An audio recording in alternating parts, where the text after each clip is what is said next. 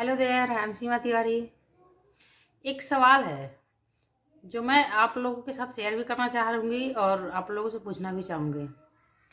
आप लोग भी कभी कभी ऐसा सोचते होंगे कि क्या सभी बिजनेस के लिए या सभी के लिए आज की डेट में डिजिटल मार्केटिंग जरूरी है। डेटा कहता है कि लगभग around 8.5 billion searches are happening every day on internet. इसका मतलब ये हुआ कि पर सेकंड अकेले गूगल के पास 99,000 सर्चेज होता है। अगर आपका कोई प्रोस्पेक्टिव गूगल पे जा करके आपका प्रोडक्ट या सर्विसेज खरीदने के लिए सर्च कर रहा है और आपकी वेबसाइट गूगल पे है ही नहीं, या आपका कोई वेबसाइट ही नहीं है, बिजनेस वेबसाइट ही नहीं है, कैसे आपका कस्टमर आप तक पहुंच पाएगा। जबकि आज के ज़माने में लगभग हर किसी के पास इंटरनेट और स्मार्टफोन अवेलेबल है। कोई नहीं चाहता कि किसी भी चीज़ को सर्च करने के लिए या खरीदने के लिए घर से निकल के हम बाहर तक दुकान तक जाएं, क्योंकि हर किसी को पता है कि हर चीज़ ऑनलाइन अवेलेबल है। आप बस ऑर्डर करिए और आपका खाना तक घर पे आ जाता है। इस सिचुएशन में भी मतलब सवाल उठना चाहिए कि डिजिटल मार्केटिंग ज़रूरी है कि नहीं है बिजनेस के लिए। अब मैं आपको बताऊंगी कि डिजिटल मार्केटिंग का पहला फ़ायदा है क्लाइंट एक्विजिशन। डिजिटल मार्केटिंग के through client acquisition, lead generation plus customer care support. Customer care support के लिए आपको प्रॉपर एक स्टाफ रखने की ज़रूरत नहीं होता है। फेसबुक पे, ट्विटर पे बहुत सारी कंपनियां ऐसा, बड़ी बड़ी कंपनियां ऐसा कर रही है। आप भी अपने बिजनेस के लिए कर सकते हैं। फेसबुक पे, ट्विटर पे और भी सोशल साइटों पे आप अपना एक कंपनी का पेज बनाइए और वहाँ पे उसके मैसेज बॉक्स में आप कस्टमर केयर सपोर्ट का ऑप्शन डालिए। कोई भी कस्टमर केयर, कोई भी आपका क्लाइंट्स वहाँ पे आ करके और आपकी वेबसाइट पे, आपके सोशल मीडिया के पेज पे जा करके और आपके चैट बॉक्स में जा करके वो अपना कंप्लेंट दर्ज करा सकता है। ये फुल्ली ऑटोमेटेड होता है। इसको फुल्ली ऑटोमेशन के साथ किया जा सकता है बहुत आसानी से डिजिटल मार्केटिंग के थ्रू। एक तो ये बेनिफिट हुआ। डिजिटल मार्केटिंग आपको एक ऑनलाइन काइंड ऑफ शोरूम या ऑनलाइन शॉप बनाने की इजाज़त देता है। इसके लिए आपको कोई बड़ा शोरूम या बड़ा दुकान या शॉप लेकर के उसको किराए पे लेने की ज़रूरत नहीं है। आपको एक सिंपल वेबसाइट बनानी है और वहाँ पे जा करके आप मतलब, ये बहुत बेसिक सी चीज़ है, हर कोई जानता है आज की डेट में कि आपको एक एक वेबसाइट बना करके और वहाँ पे एक पूरा ऑनलाइन शॉप क्रिएट कर सकते हैं आप। You can say like it's online showroom, जहाँ पे आप अपने सारे बिजनेस और प्रोडक्ट सर्विसेज जो कुछ भी आप प्रोवाइड करते हैं उससे रिलेवेंट सारी चीज़ें वहाँ पे आप अपलोड कर सकते हैं। एक आपका प्रोस्पेक्टिव वहाँ पे आएगा वेबसाइट पे और ऑनलाइन घर बैठे बैठे वो सारी चीज़ों को देखते हैं। डिजिटल मार्केटिंग कोई अलग चीज़ नहीं है। Digital marketing is the same things जैसे ट्रेडिशनल मार्केटिंग होता था, वो सेम मार्केटिंग ही होता है। बस डिजिटल मार्केटिंग इसको इसीलिए बोला जाता है क्योंकि by using internet and electronic devices, that's why it's called digital marketing.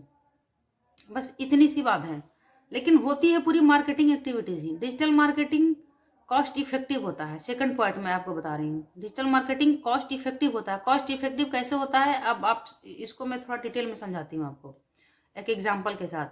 मान लीजिए टीवी चैनल पे आप अपना ऐड देते हैं, तो टीवी चैनल पे जितने भी टीवी देखने वाले हैं, चाहे वो मेल हो, फीमेल हो, बच्चा हो, बूढ़ा हो, जवान हो, सबको वो ऐड दिखेगा और उन सारों को ऐड दिखाने का जो कॉस्ट है वो आपको पे करना पड़ता है।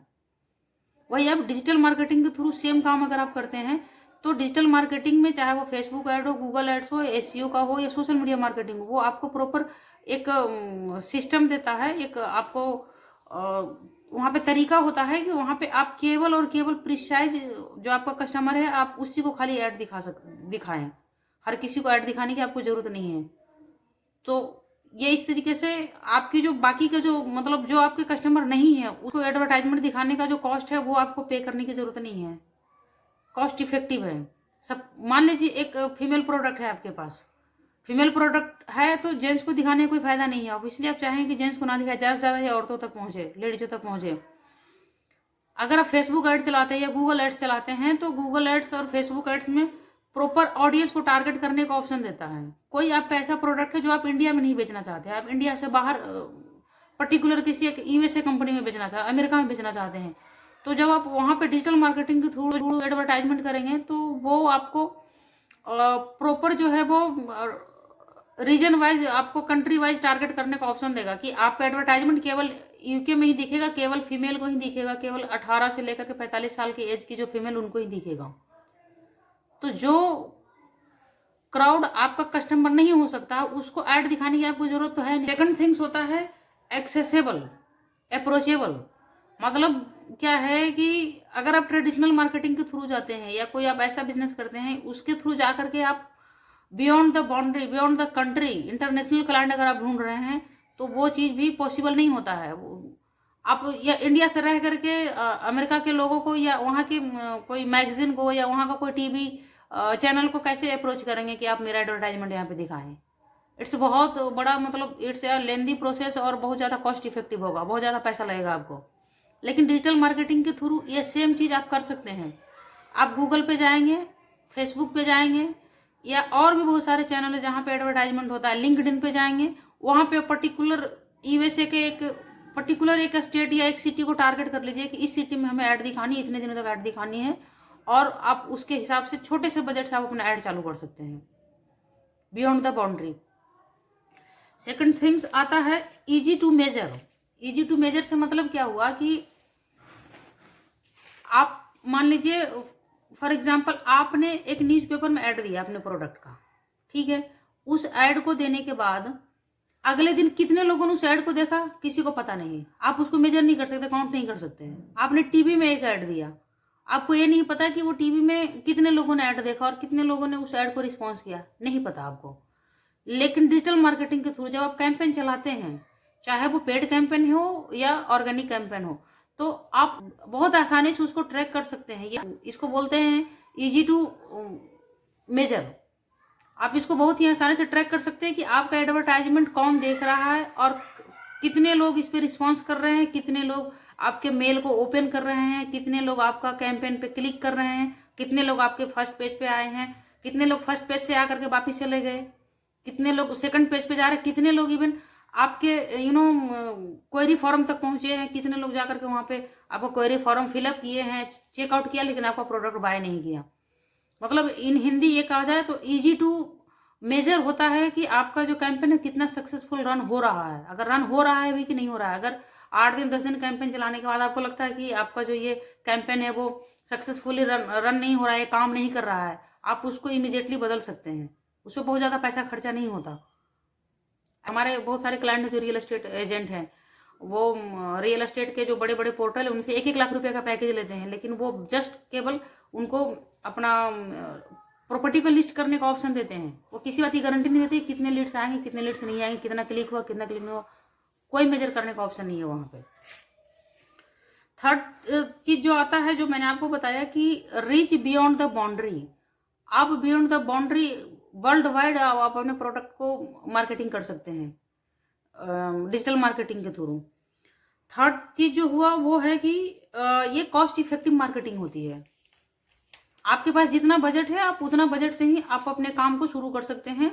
इसमें कोई ऐसा नहीं है कि बहुत ज्यादा एडवर्टाइजमेंट करने के लिए आपको, अगर आपके पास 20,000 रुपया, 20,000 से अपना कैंपेन चालू कर सकते हैं। अगर 10,000 रुपया, 10,000 रुपये से कैंपेन चालू करना चाहते हैं। हाँ बस, बट ये चीज मैं जरूर आपको बताना चाहूंगी कि every digital marketing strategy start with a good website. सबसे पहले सारी चीजों से पहले आपको आपके पास एक बिजनेस वेबसाइट होना चाहिए। नो मैटर आप किस चीज में बिजनेस कर रहे हैं, बिजनेस किसी में भी हो सकता है, लेकिन सबसे पहले आपको एक बिजनेस वेबसाइट होना चाहिए। बिजनेस वेबसाइट क्यों होना चाहिए?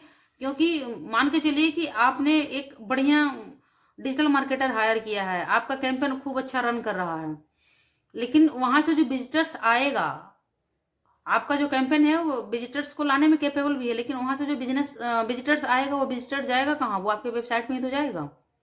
और अगर आपके पास एक प्रॉपर और यूजर फ्रेंडली वेबसाइट नहीं है तो फिर उस कैंपेन का कोई फायदा नहीं है, वो आपका पैसा बर्बाद है। तो कहते हैं कि digital marketing strategy start with a good website. तो पहला स्टेप जो आपको होना चाहिए डिजिटल मार्केटिंग का, वो होना चाहिए एक अच्छा वेबसाइट बनाना, पहला। उसके बाद में फिर जब वेबसाइट बन जाती है तो उसको प्रमोशन करना होता है। जब तक आप उसको प्रमोट नहीं करेंगे आपके वेबसाइट पे विजिटर्स नहीं आएगा, और विजिटर्स नहीं आएगा तो सेल भी नहीं होगा। तो वेबसाइट बनाना डिजिटल मार्केटिंग की प्रोसेस का पहला स्टेप है। Thank you.